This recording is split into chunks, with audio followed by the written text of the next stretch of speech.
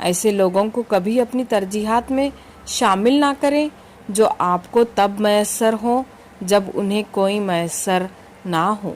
اللہ تعالیٰ تو قریب ہوتا ہے، بہت قریب، ہر لمحہ، ہر سانس۔ وہ ہمیں کبھی نہیں چھوڑتا، ہماری ہزار نافرمانیوں کے باوجود وہ ہمیں تھام لیتا ہے۔ اداس ہو اللہ سے باتیں کرو، خوش ہو اللہ کا شکر ادا کرو، مشکل میں ہو اللہ سے مدد مانگو، ڈپریشن میں ہو اللہ کے سامنے رویا کرو۔ بڑے بڑے گناہوں کا کفارہ یہ ہے کہ انسان ستم رسیدہ کی فریاد رسی کرے اور رنجیدہ انسان کے غم کو دور کرے۔ اللہ تعالیٰ گھڑی گھڑی مزاج بدلنے والے شخص سے نفرت کرتا ہے۔ قرآن پڑھنا، سمجھنا، سیکھنا، سکھانا اور اس پر عمل کرنا صرف مولوی پر نہیں بلکہ ہر مسلمان پر فرض ہے۔ سختی کے ساتھ تربیت کرنا ممکن نہیں۔ لاجواب ہوتے ہیں وہ رشتے جو احسان سے نہیں احساس سے بنتے ہیں۔ خوش بحال اس کے جو اپنے عیب ڈھونڈنے میں اتنا مشغول ہو کہ دوسروں کی عیب جوئی ہی نہ کرے۔ وقت کے ساتھ سب ختم ہو جاتا ہے سوائے اذیتوں اور یادوں کے۔ آپ کسی سے شکوہ نہ کریں بلکہ اپنے آپ کو پہچانیے کہ آپ سخت مزاج ہیں یا نرم مزاج۔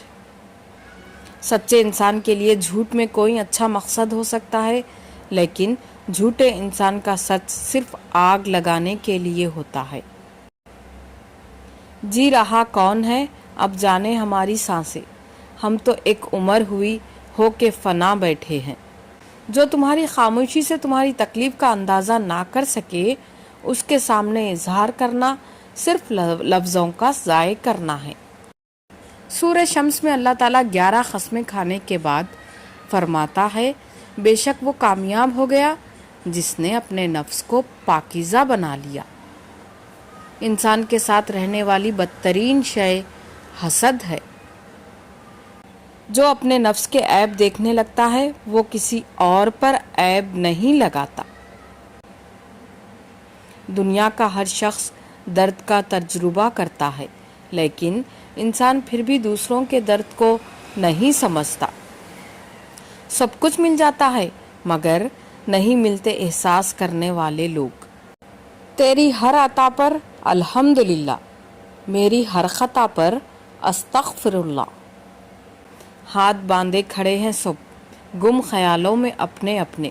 امام مسجد سے کوئی پوچھے نماز کس کو پڑھا رہا ہے؟ بہترین ادب یہ ہے کہ انسان اپنی حد میں رہے اور اپنے دائرے سے باہر نہ آ جائے۔ وقت جب فیصلہ کرتا ہے تو گواہوں کی ضرورت نہیں پڑتی۔ پلٹ کر جواب دینا بے شک بری بات ہے لیکن سنتے رہیں تو لوگ بولنے کی تمیز بھول جاتے ہیں۔ اس شخص میں ہرگز دلچسپی نہ لو جو تم سے دوری اختیار کرتا ہو۔ ہمیشہ چھوٹی چھوٹی خوشیوں کا استقبال کیا کرو کیونکہ انہی کے پیچھے محبتوں کا سیلاب ہوتا ہے۔ جو تمہیں خوشی میں یاد آئے سمجھو تم اس سے محبت کرتے ہو، اور جو تمہیں غم میں یاد آئے تو سمجھو وہ تم سے محبت کرتا ہے۔ جب انسان ناراضگی ختم کرنے میں پہل کرتا ہے تو اس کا مطلب یہ نہیں کہ وہ غلط تھا بلکہ اس کا مطلب یہ ہے کہ اسے انا سے زیادہ رشتے عزیز ہیں۔ جب اللہ تعالیٰ کسی کی رسوائی چاہتا ہے تو اس کو پاک لوگوں پر لعن طعن کرنے کی طرف مائل کرتا ہے۔